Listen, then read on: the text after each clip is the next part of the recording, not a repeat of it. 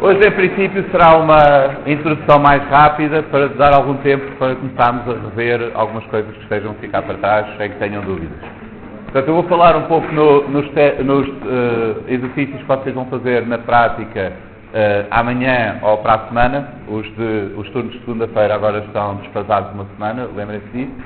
E vamos ver como é que podemos manipular matrizes em Python, com duas representações diferentes. Sem usar aquela biblioteca do NumPy, nós podemos representar uma matriz como, por exemplo, uma lista de listas, em que cada uma das listas terá uma linha e depois as colunas são os elementos dentro da linha correspondente.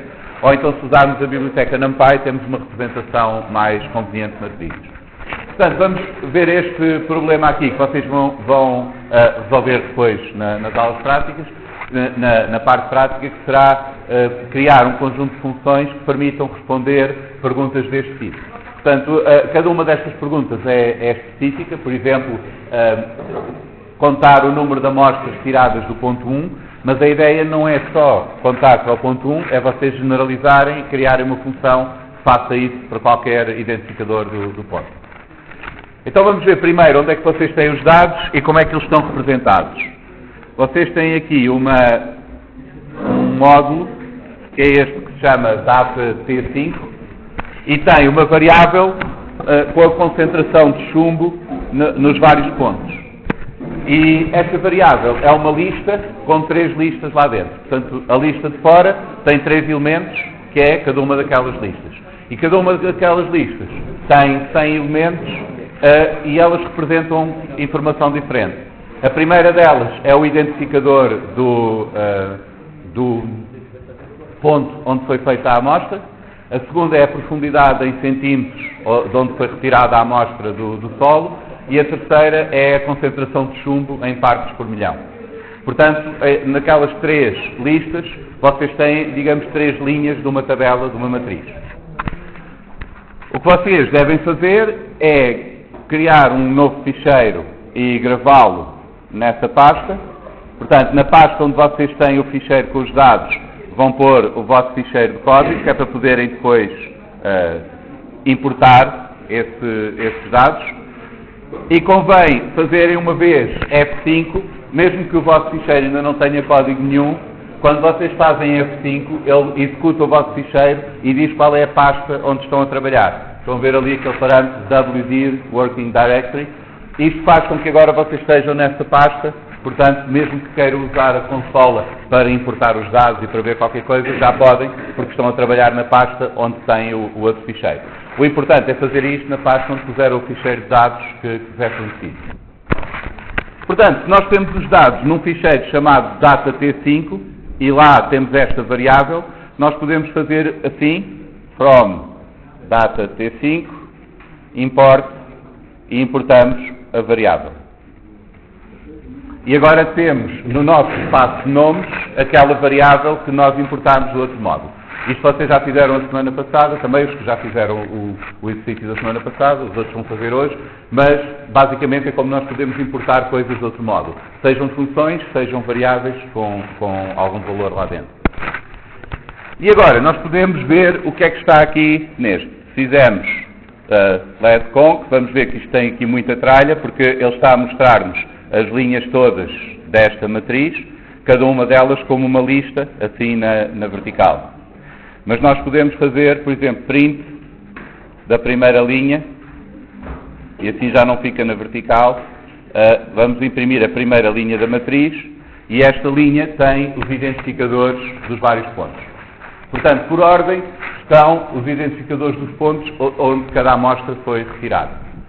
Se nós quisermos saber, por exemplo, qual foi o identificador da quinta amostra, nós podemos ir aqui à variável. Os identificadores da amostra estão na primeira linha, portanto será a primeira lista, e a quinta amostra será o elemento de índice 4 dessa lista. Portanto, a quinta amostra foi tirada no ponto 1. Lembrem-se que os índices dos elementos começam a 0. Portanto, se queremos o quinto elemento, ele tem índice 4. Okay? Então esta é a forma como nós podemos aceder a cada um dos elementos desta tabela. Nós criamos esta tabela com uma lista de linhas da tabela. O primeiro índice que está ali diz que é o primeiro elemento, o índice do elemento da lista LEDConc. A lista LEDConc tem 3 listas, portanto estamos a ir buscar a primeira dessas 3 listas. Será a primeira linha da tabela. Depois desta lista nós queremos o quinto elemento, que será a quinta coluna da tabela. Então vamos ver como é que nós podemos fazer isto, fazendo isto, resolver este tipo de problemas. Por exemplo, quantas amostras foram tiradas do ponto 1. A ideia é vocês escreverem uma função que vai generalizar isto. A função vai receber o identificador do ponto que nós queremos, vai receber a variável com aquela tabela dos dados todos e depois vai dizer quantas é que foram tiradas daquele identificador. Mas, para verem como é que podemos fazer isto, na verdade há várias maneiras de fazer isto, eu vou fazer só o exemplo para o ponto 1, depois vocês generalizam e fazem a função. Portanto, eu não vou sequer fazer a função, vou só mostrar como é que nós podemos fazer isto. Então, queremos contar o número de pontos, vamos começar com uma variável a 0, onde vamos fazer a contagem. Tipicamente, quando vocês querem fazer somatórios, contagens ou assim, têm de ter uma variável que começa a 0 e vão acrescentando para lá coisas. Neste caso, a contagem é somar 1 cada vez que encontramos o que nós queremos. Agora, vamos percorrer a primeira linha desta variável, portanto, para um identificador dentro da nossa tabela das concentrações, mas só a primeira linha, portanto, vamos buscar só a primeira linha, que tem os identificadores, e agora vamos verificar se é igual ao ponto que nós queremos. Portanto, se este I for igual ao ponto 1, então nós vamos acrescentar a nossa contagem. Tipicamente nós fazemos isto quando temos contadores ou qualquer coisa que acumula, vamos calcular o valor da variável somada de uma coisa qualquer e voltamos a guardar isso na mesma variável. Então ela vai aumentando conforme nós vamos acrescentando valores. Se fizermos este ciclo, notem que sempre que vocês fazem na consola blocos deste género, já agora, se vocês estiverem a fazer código assim, eu aconselho a fazer no ficheiro, num ficheiro vosso e depois executar o ficheiro todo. Porque é mais fácil corrigir se cometerem erros. Mas se já tiverem alguma prática, isto pode ser mais rápido que escusam de estar a fazer no ficheiro. Sempre que vocês fazem na consola blocos que têm indentação, portanto este tem os 2 pontos e depois tem algo lá dentro, quando vocês fazem Enter, a consola vai ficar à espera que vocês terminem. Para indicar que já terminaram de escrever tudo, fazem Enter 2 vezes. Quando a consola recebe uma linha vazia, assume que vocês já acabaram de escrever o código. Portanto, ao fazer isto, ele executou aquele código e agora, em que variável é que eu tenho a contagem do número de vezes que ocorre 1? Como? Pode? Cuidado. Portanto, nesta variável, eu tenho o número de ocorrências daquele identificador. Porquê? Começou a 0, percorri todos os valores na primeira linha da matriz, e sempre que encontrava um que fosse igual a 1, eu incrementava o total. Ou seja, ele só incrementou quando o valor era igual a 1. Em todos os outros, não fez aquele bloco. Sabe? Portanto, isto será uma maneira de vocês implementarem a função, usando o for e o if, para contar quantas vezes é que ocorre aquele identificador. É claro que há outra forma ainda mais prática de fazer isto, que é, se vocês se lembrarem que as listas, o objeto lista, tem um método chamado count, que faz a contagem de ocorrências de um certo elemento, nós podíamos resolver isto de uma forma trivial, fazendo isto. Vamos à primeira lista que está na nossa tabela e pedimos para essa lista contar quantas vezes ocorre 1. E obtemos o mesmo resultado. Isto acontece muitas vezes em Python, porque há muitas coisas já implementadas para resolver problemas comuns. Se vocês souberem que essas funcionalidades existem, simplifica-vos bastante o trabalho. Se não souberem, não ficam impossibilitados de resolver o problema desde que saibam o básico. Portanto, se vocês souberem fazer ciclos, condições e assim, praticamente resolvem os problemas todos dessa maneira. Portanto, quanto mais vocês souberem destes detalhes, mais fácil é resolver este tipo de problema. Mas o importante aqui é perceber este tipo de... a forma como nós estamos a aceder aos dados que estão lá dentro. Nós estamos a representar uma tabela como uma lista de linhas e então temos de ir buscar as linhas de que precisamos para onde está a informação e depois ir aceder à informação que está nessa linha.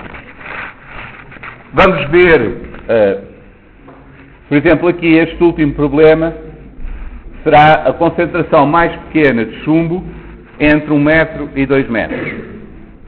Nós temos aqui na segunda linha a profundidade em centímetros. Portanto, entre 1 metro e 2 metros estará entre 100 e 200 centímetros. E temos a concentração de chumbo na terceira linha. A ideia aqui será que nós vamos procurar todos aqueles que estejam no intervalo de profundidade que nós queremos e ver desses qual é que é a concentração menor. Este problema ocorre... Qual é a menor concentração de chumbo dentro daquela gama de intervalos? Este problema ocorre muitas vezes em que nós queremos descobrir qual é o maior valor ou o menor valor. E uma técnica genérica para fazer isso é, temos uma variável que, se quisermos, por exemplo, o maior valor, nós só atualizamos essa variável quando encontrarmos um valor maior do que aquele que encontramos até agora. Esse foi o exemplo que eu dei para ver o diâmetro da proteína, por exemplo. O que nós temos que fazer é garantir que essa variável começa com um valor que não seja superior a todos os outros. Porque se for, então vai-nos dar um valor errado. Nunca vai subir, mas vai ter o valor errado. Por exemplo, vamos supor que eu tenho aqui uma lista de valores que eu vou criar convertendo numa lista, por exemplo, o range 10. O range 10 vai criar um iterador 0 a 9. Isto muitas vezes não serve para nada, mas para este tipo de exemplos dá jeito. O range 10 serve para iterar entre 0 e 9, todos os números. Aquele list é o construtor de uma lista que pega em qualquer coisa que seja iterável e produz uma lista com ela. Portanto, se eu quero uma lista com estes números, esta será uma maneira prática de fazer isto. Mas agora vamos pensar como é que nós podemos determinar qual é o maior número numa lista de números. Nós podemos começar com, por exemplo, maior igual a 0. Depois, para cada valor, testar se o V é maior do que o maior até agora. Se for, então, nós pomos no maior o valor de V. Se fizermos isto, o maior vai ter o maior número. Porquê? Porque nós estamos a comparar cada um dos valores da nossa lista com aquela variável maior e só quando encontramos um valor maior é que substituímos. Mas para isto funcionar, nós temos de garantir que temos o nosso valor inicial é suficientemente pequeno. Por exemplo, se eu começar com um maior de 20 e agora fizer este ciclo, o resultado é que o maior continua 20, porque não houve nenhum elemento da lista que fosse maior do que ele e então nunca alterou. Mas aí dá-nos o resultado errado, porque já começou acima dos valores dos elementos da lista. Portanto, basicamente, se vocês querem encontrar o maior ou o menor, precisam de começar com um valor que garanta não ser maior nem menor, efetivamente, do que os outros que estão lá. Por exemplo, se quiserem encontrar a concentração mais alta de chumbo, é fácil começar no 0, porque sabem que não pode haver concentrações negativas. Portanto, o 0 nunca pode ser maior que todas as concentrações que estão lá. Mesmo que sejam todas 0, então o resultado será 0 e não há problema. Se vocês quiserem a menor concentração de chumbo, aí há um problema, porque nós não sabemos qual é a maior que possa lá estar. E então, se nós começarmos com um valor inicial menor do que os valores todos que estão lá na nossa lista, nós vamos ter um resultado errado. Portanto, este problema final, para calcular a menor concentração naquele intervalo, tem essa dificuldade. É uma delas. Em muitos casos, nós conseguimos resolver isso se nós tivermos uma lista de números. Por exemplo, aqui, nós não sabemos, neste caso, na nossa lista de valores, nós não sabemos qual será o extremo, ou qual é um número seguro que eu posso usar para calcular o maior ou o menor. Então, o que eu posso fazer, se não sei, é fazer o maior começar igual ao primeiro valor e depois fazer o ciclo. Desta maneira, eu garanto que este valor de maior não é maior do que todos os elementos da lista, porque começou igual ao primeiro, portanto, pelo menos que aquele não será maior. Este é o segundo problema que vocês vão ter no último exercício aqui. É que, como vocês querem calcular a menor concentração nas amostras que estão entre 1 metro e 2 metros, vocês têm dificuldade à partida de ir buscar uma dessas para começar, para inicializar este valor, porque pode até nem existir nenhuma. Portanto, basicamente tem que começar com um valor que garanta que não dão o valor errado no fim, portanto não está acima ou abaixo dos outros todos, conforme era o máximo ou o mínimo, mas há casos em que não é fácil de encontrar esse valor. Portanto, para encontrar a menor concentração de chumbo naquele intervalo, nós temos de pensar o que é que queremos que aconteça se não houver concentração nenhuma e qual será o valor que nós vamos começar e como é que podemos verificar se temos esse valor. E aí é que entra um valor de vez em quando útil em Python, que é o none.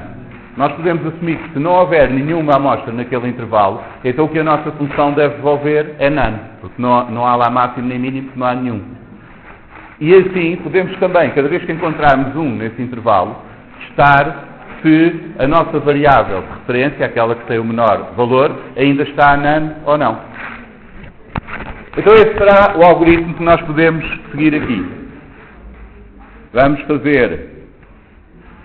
criar uma função menor concentração em que temos a nossa tabela dos dados, temos a profundidade mínima, temos a profundidade máxima e é só isto que precisamos, não é? Portanto, queremos a menor concentração naquele intervalo de profundidade. Agora vamos ter de percorrer a nossa tabela, olhando para as profundidades, para ver quais é que são as amostras que estão naquelas condições. Portanto, aqui convém sempre documentar isto, não é? Devolve menor concentração, etc. E agora vou deixar aqui um espaço, vamos fazer para cada profundidade, para cada índice. Aqui, notem que nestes casos, eu só estava interessado no valor.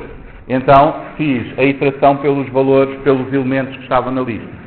Mas agora nós temos um problema diferente, que é, temos de ir olhar para a profundidade e depois, àquela profundidade, olhar para a concentração. Ou seja, precisamos de saber em que coluna é que estamos na nossa tabela. Por isso, em vez de iterarmos pelos valores, vamos iterar pelos índices daqueles elementos. Então vamos dizer que a nossa coluna vai variar pelo range do comprimento da primeira linha dos dados. Nós estamos a assumir que as três linhas têm o mesmo comprimento, porque a primeira tem o identificador, a segunda a profundidade e a terceira a concentração. Portanto, tanto faz que eu ponho ali data 0, data 1 ou data 2.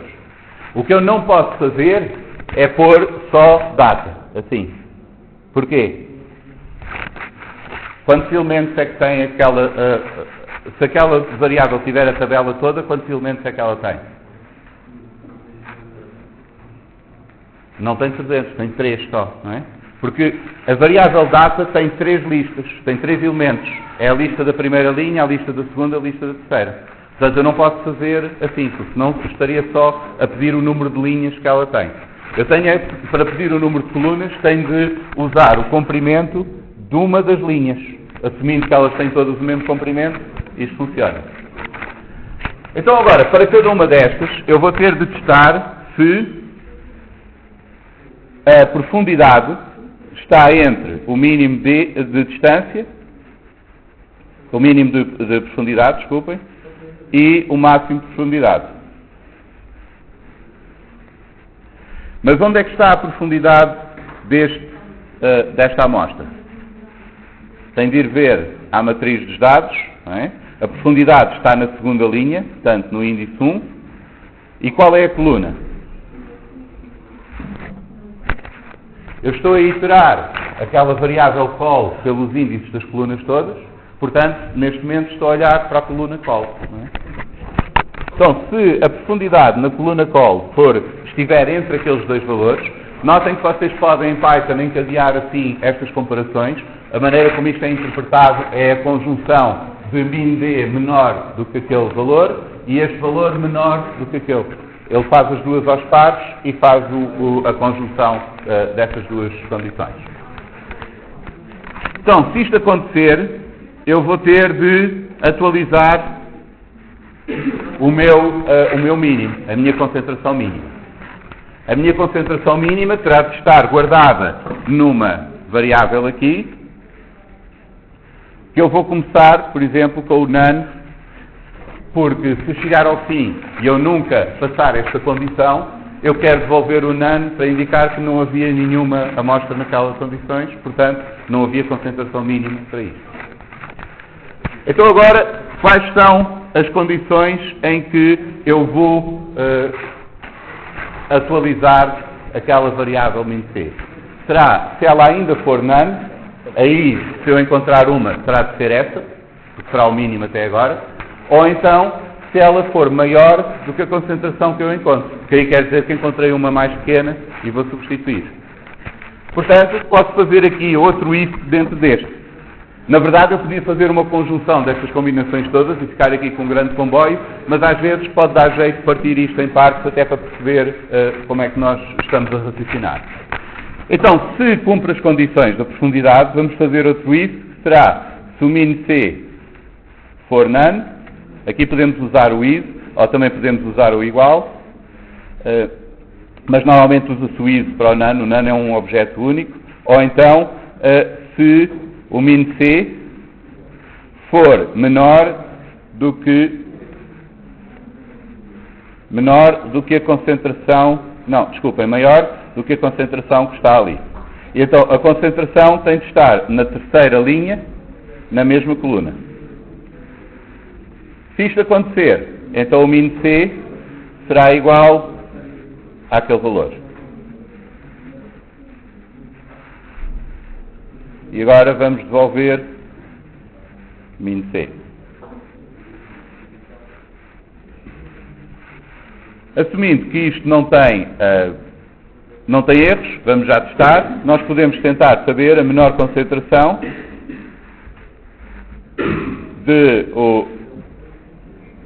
fornecendo a concentração de chumbo, a matriz toda, e agora 100 centímetros e 200 centímetros. E obtemos aqui o resultado. Se nós quisermos testar, podemos dizer que eu quero a menor concentração entre 10 metros e 20 metros, por exemplo. Se fizer isto, estão a ver que não saiu ali nada, porque o resultado, o que foi devolvido daqui foi o none. E o none não tem representação, portanto, ele não mostrou nada. Se eu quiser a menor concentração entre 0 e 2000, isto vai apanhar tudo, portanto, e havia ali um destes que tinha concentração 0, portanto a menor foi 0. Mas isto é para mostrar, vocês têm ali uma sequência de problemas cada vez mais difíceis. Este é só o exemplo de como resolver o último deles, em que vocês têm de calcular, neste caso, a menor concentração, e não têm maneira fácil de escolher um valor inicial, porque pode nem sequer haver concentração nenhuma para ser a menor. Então vocês podem fazer isto, marcar com um valor especial. O none é bastante útil nesses casos, porque independentemente do que estão a fazer, none é sempre nada, podem usá-lo, e depois verificar se, quando encontram um valor candidato, verificar se vocês têm o none naquela vossa variável. Se tiverem, então atualizam-na, e atualizam-na também se ela for superior à concentração que encontram. Outro detalhe importante é como é que nós estamos a aceder aos valores específicos naquela matriz. Nós representamos a matriz como uma lista de listas, e então vamos buscar com o primeiro índice a linha que queremos e no segundo índice a coluna. Então agora podemos ver como é que nós podemos resolver este tipo de problemas usando a biblioteca do NumPy. Vou fazer aqui o import.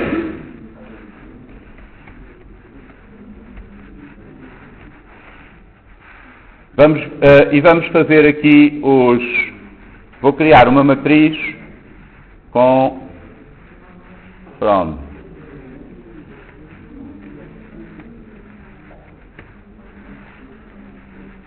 Vou criar uma matriz do NumPy a partir daqueles valores. Portanto, uso o array, a função array, e dou-lhe aquela matriz com as concentrações. Se eu fizer isto, agora a minha matriz mat tem mesmo uma matriz como um array do NumPy que eu posso indexar em duas dimensões. Por exemplo, se eu quiser da matriz quero todas as linhas da coluna 5, da coluna de índice 5. Isto será a sexta coluna. Aqui tenho a sexta coluna da matriz, tem o identificador 14, 39 cm de profundidade e esta concentração. Portanto, eu estou a olhar para a coluna que está lá. Se eu quiser contar quantos elementos é que são iguais a um certo valor, um certo identificador, por exemplo, eu posso dizer da matriz, da linha 0, todas as colunas, igual a 1, por exemplo. E isto vai-me devolver um array do NumPy, que será preenchido com booleanos com o resultado de todas aquelas comparações. Portanto, o primeiro é falso, não é do identificador 1, o segundo é true, esse foi tirado do identificador 1 e assim por diante. Se eu quiser contar quantos é que são, eu posso fazer a soma disto. Esta função sum do NumPy vai interpretar os verdadeiros como 1 e os falsos como 0. Então, como esta expressão, a primeira linha, todas as colunas, igual a 1, vai devolver um array com 0 e 1, com verdadeiros e falsos, desculpa, a função sum vai somar, vai contar, no fundo, os verdadeiros, e aí nós podemos ter isto assim. Uma alternativa é eu selecionar da matriz, por exemplo, eu quero todas as colunas para as quais, todas as linhas, desculpem, daquelas colunas em que na primeira linha tenha um valor de 1. E isto vai-me dar uma matriz só com as colunas que têm o identificador 1. Isto porquê? Porque o array de NumPy permite-nos indexar elementos numa dimensão qualquer com um array de booleanos que tenha o mesmo comprimento que a matriz tem nessa dimensão. Este aqui, mate a primeira linha igual a 1, vai-me dar uma lista, um array de verdadeiros e falsos, que tem o mesmo comprimento que uma linha desta matriz. Portanto, eu consigo especificar quais são as colunas que eu tenho. Vou ao longo da linha especificando as colunas todas. Por isso, se eu quiser da matriz aquelas que correspondem a amostras no ponto 1, basta eu dizer que quero todas as linhas, quero as colunas inteiras, portanto, as linhas todas da matriz, e aquelas colunas que têm isto verdadeiro, ou seja, na primeira linha é igual a 1. Notem que podemos generalizar isto. Eu quero, por exemplo, todas as amostras com concentração de chumbo de mais do que 200 partes por milhão, por exemplo. Então eu vou à terceira linha, desculpem, e faço isto. E aqui tenho uma matriz, este é um bocado demais, deixem pôr aqui 400, para não saírem tantas, e pronto.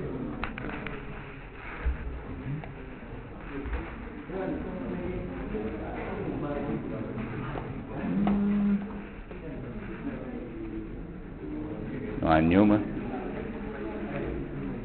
Ok, esta já se vê. Portanto, estas são as amostras daquela matriz toda que tem uma concentração de chumbo superior a 450 partes por milhão. Selecionamos todas as colunas, todas as linhas, desculpem, portanto a coluna vem inteira, e aquelas colunas para as quais isto é verdade. E agora temos aqui um subconjunto da matriz. Portanto, para fazer todo aquele tipo de contas que nós fizemos, por exemplo, eu posso criar uma máscara mais profundo ser igual à matriz na profundidade superior, igual ou superior a 100. Menos é a matriz na profundidade, desculpem. Sim. Eu também posso fazer isto assim, mas isto baralha um pouco.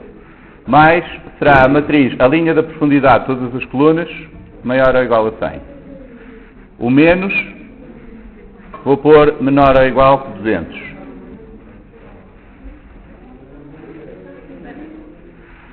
E agora tenho aqui duas matrizes, dois arrays com verdadeiros e falsos, que me indicam as amostras que cumprem aquelas condições. Se eu quiser agora, posso criar aqui uma máscara para fazer aquele último exercício, que é a conjunção, posso usar aqui o logical AND do NumPy, entre o mais P e o menos P.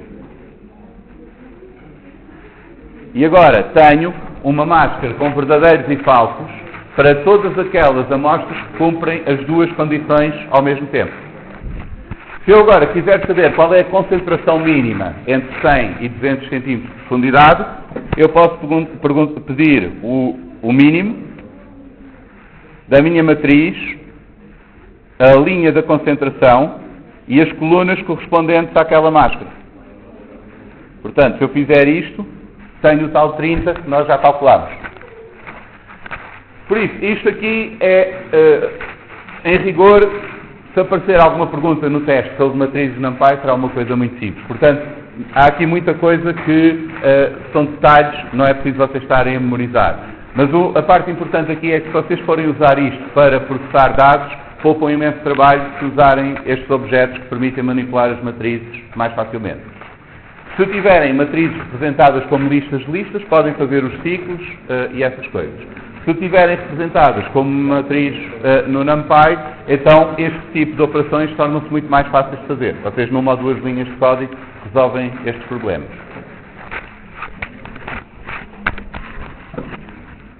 Então agora vamos fazer só mais um, voltando à representação das matrizes como vimos inicialmente. Vamos fazer só um exercício que não está aqui, que é criar uma lista com tuplos que têm a profundidade e a concentração para os pontos, para as amostras tiradas num ponto dado o identificador. Portanto, o que eu quero é extrair daquela matriz original, das concentrações, a informação toda respectiva a um dos identificadores dos pontos. Então podemos criar aqui essa função, dados do ponto, por exemplo, em que recebemos a matriz com os dados todos e o identificador do ponto, e agora vamos devolver uma lista com os dados para o ponto. Portanto, vamos começar com a nossa lista vazia. E agora o que queremos fazer é percorrer a nossa matriz toda e procurar todas as colunas que têm aquele identificador, cujo identificador é aquele valor que temos ali. Então vamos fazer para cada coluna no comprimento por exemplo, da primeira linha, ou seja, o número total de colunas, nós vamos ver se na primeira linha da coluna que estamos agora a procurar, nós temos o identificador que queremos. E se isto for verdade, então vamos acrescentar à informação sobre o ponto, vamos acrescentar um tuplo que tem a profundidade, portanto será o que está na segunda linha,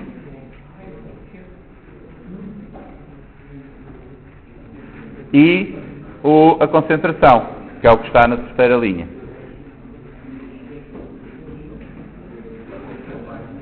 No fim, devolvemos o ponto, os dados do ponto. Se nós fizermos isto, por exemplo, P1 será dados do ponto com a matriz original das concentrações e o ponto de identificador 1. E agora podemos ver se temos aqui o que nós queríamos. Portanto, isto é só para rever algumas coisas que nós vimos anteriormente.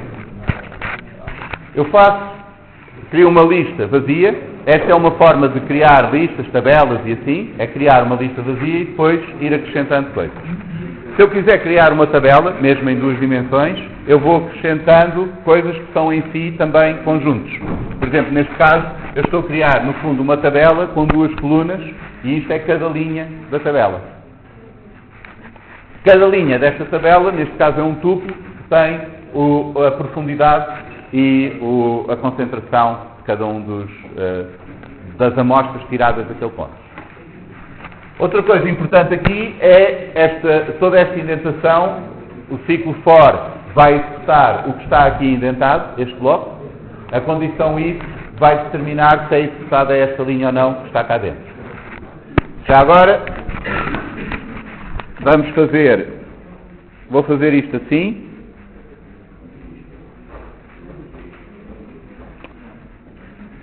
E agora, porque é que aconteceu isto? Porque é que quando eu tinha executado ali, o P1 tinha estes 5 tuplos, a lista, e porque é que agora só tem um?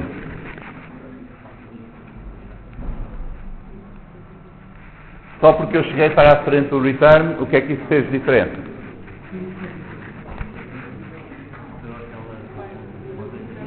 Como? Está dentro do if, e então o que é que acontece quando a condição é cumprida? Sai da função, exato. Portanto, como o return está dentro do if, assim que esta condição é verdadeira, o interpretador vai encontrar o return e sai da função. Por isso nós só temos o primeiro elemento em que isto acontece. E agora, para baralhar ainda um bocadinho mais, e se for assim?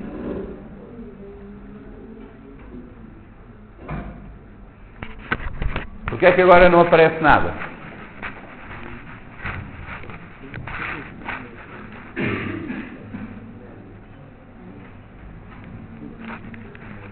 Quando é que é executado o return? Na primeira iteração é testada a condição. Se a condição é falsa, isto não é executado. E o interpretador salta esta linha de código. Mas executa esta. Então, neste momento, com o return dentro do for, mas fora do if, a função sai e devolve o valor do ponto assim que acaba a primeira iteração. Como a primeira iteração não apanha uma coluna com o identificador 1, então aquela lista vem vazia. Okay? Por isso, para isto funcionar, nós temos de ter o return dentro da função, isso tem de estar necessariamente, mas fora do for, que é para o return só ser executado depois de acabar o ciclo. Porque se o return for executado na primeira iteração do ciclo, pode vir até a lista vazia, porque não encontrou logo à primeira aquele ponto. Se for dentro do if, vai vir uma lista só com um, porque assim que encontra, sai da função. Portanto, lembrem-se disso. Quando vocês estiverem a fazer as funções, a posição onde estão a pôr determina em que bloco é que pertence, e isso vai fazer diferença depois no resultado.